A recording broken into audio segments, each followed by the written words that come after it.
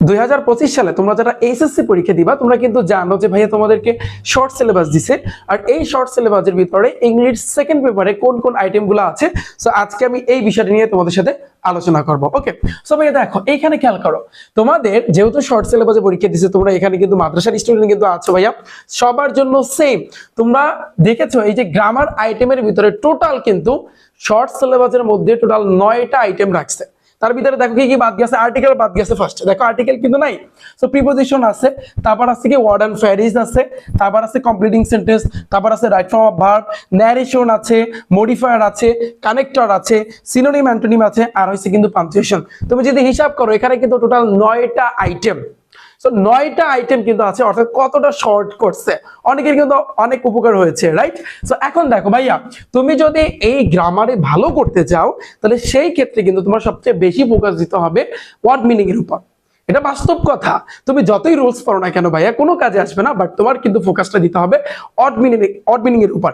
তো আমি কিন্তু অলরেডি ইংলিশ ফার্স্ট পেপারে তোমার কোন কোন আইটেমগুলো পড়া আসলে উচিত আমি কিন্তু তোমাদের সাথে আলোচনা করেছি, এবং সেখানে আমি কিন্তু বলেছিলাম যে ভাইয়া একজন স্টুডেন্ট সে যদি 1200 শব্দের অর্থ মুখস্থ করতে পারে এইচএসসি লেভেল, ইন্টারমিডিয়েট লেভেলে, তাহলে দেখবা সে কিন্তু কোনো জায়গাতেই আটকাবে না, কোনো জায়গাতে কিন্তু তার আটকানোর কোনো চান্স নাই। তুমি বই পড়ো, তুমি নিউজ পেপার পড়ো, যাই পড়ো না কেন, দেখবা ইংরেজির প্রতি কিন্তু আস্তে আস্তে কিন্তু তোমার ভালো লাগা শুরু করবে।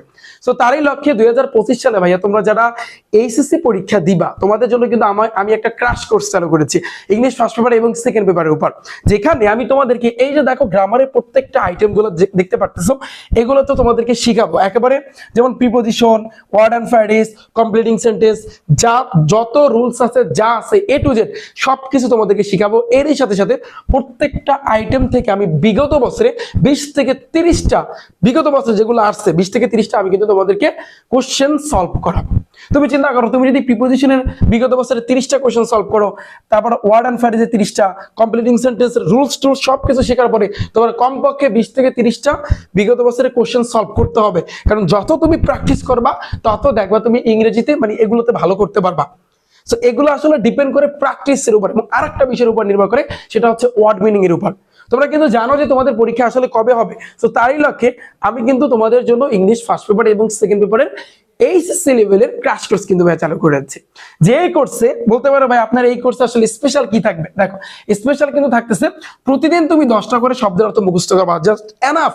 তাহলে তোমাকে আমি 4 মাস পড়াবো এই ইংলিশ ফার্স্ট পেপার এবং সেকেন্ড পেপারে, 4 মাসে তোমার কিন্তু তাহলে 1200 শব্দের অর্থ মুখস্থ হবে।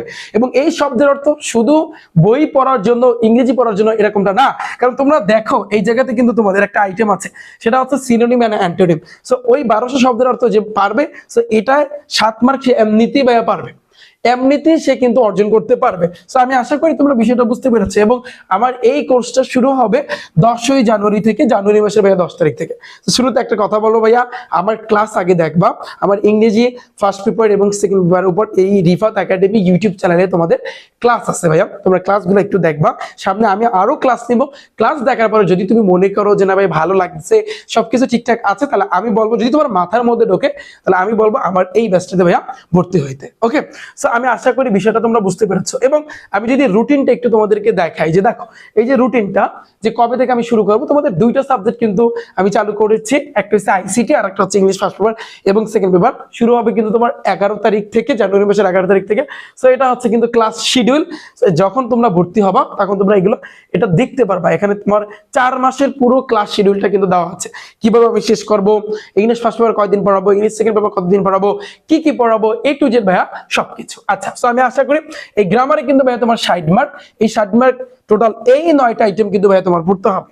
ওকে, এর বাড়তি কিন্তু আর পড়া লাগবে না। আচ্ছা, এবার আছে কিন্তু ভাইয়া কম্পোজিশন, যেখানে মার্ক হচ্ছে কিন্তু টোটাল 40 মার্ক। মজার ব্যাপার হচ্ছে ইংলিশ ফার্স্ট পেপারে তোমরা জানো ইংলিশ ফার্স্ট পেপারে প্যারাগ্রাফ থাকে, ইংলিশ সেকেন্ড পেপারও প্যারাগ্রাফ থাকে, কিন্তু শর্ট সিলেবাস এমন ভাবে করছে যে ইংলিশ ফার্স্ট পেপারে কিন্তু কোনো কি নাই, প্যারাগ্রাফ নাই, কিন্তু ইংলিশ সেকেন্ড পেপারে প্যারাগ্রাফ দিচ্ছে 2টা, অর্থাৎ ইংলিশ সেকেন্ড পেপারে কিন্তু প্যারাগ্রাফ 2টা আসবে। যেমন এই যে দেখো একটা প্যারাগ্রাফ আসবে আপনার লিস্টিং ডিসক্রিপশন আকারে, এটা 15 মার্ক, আর একটা প্যারাগ্রাফ আসবে তোমার হচ্ছে comparison and contrast cause and effect, এটা মার্ক হইছে কিন্তু 15 মার্ক। তো প্যারাগ্রাফ নিয়ে টেনশনের কিছু না ভাই, আমি আছি তোমাদের সাথে। সো কমন যদি নাও পড়ে তারপরে কিন্তু ভাই তোমরা অ্যান্সার দিয়ে আসতে পারবা। ওকে, আর আসবে কি ভাইয়া লেটার অথবা ভাইয়া ইমেইল আসবে, যেটার মার্ক হচ্ছে কিন্তু ভাই তোমার 10 মার্ক, এই হইছে কিন্তু ভাই তোমার 40 মার্ক। সো আমি আশা করি বিষয়টা তোমরা বুঝতে পেরেছো যে কোশ্চেন প্যাটার্ন কিন্তু এইভাবেই আসবে। তোমাদের কোশ্চেন প্যাটার্ন ভাইয়া এভাবেই আসবে। তুমি কলেজের স্টুডেন্ট হও অথবা মাদ্রাসার স্টুডেন্ট হও, তোমাদের সামনে হয়তো বা টেস্ট পরীক্ষা অথবা ফাইনাল পরীক্ষা, সো কোশ্চেন কিন্তু ভাইয়া তোমাদের এভাবেই করবে এইবারে। সো আমি আশা করি তোমরা বিষয়টা বুঝতে পেরেছো। এবং পরবর্তীতে ভাইয়া তোমাদের এই গ্রামারের আইটেমগুলো তুমি কিভাবে শেষ করবা, ইংলিশ ফার্স্ট পেপারের আইটেমগুলো কি কি পড়লে কমন পড়বে, প্যারাগ্রাফ কোনগুলো পড়লে কমন পড়বে, ইমেল কোনগুলো পড়লে কমন পড়বে, এইগুলো নিয়ে আমি তোমাদের সাথে বিস্তারিত সামনে আলোচনা করবো। সো দেখা হচ্ছে ভাইয়া তোমাদের সাথে, সাথেই থাকো রিফাত একাডেমি ইউটিউব চ্যানেল এবং ফেসবুক পেজে। আল্লাহ হাফেজ।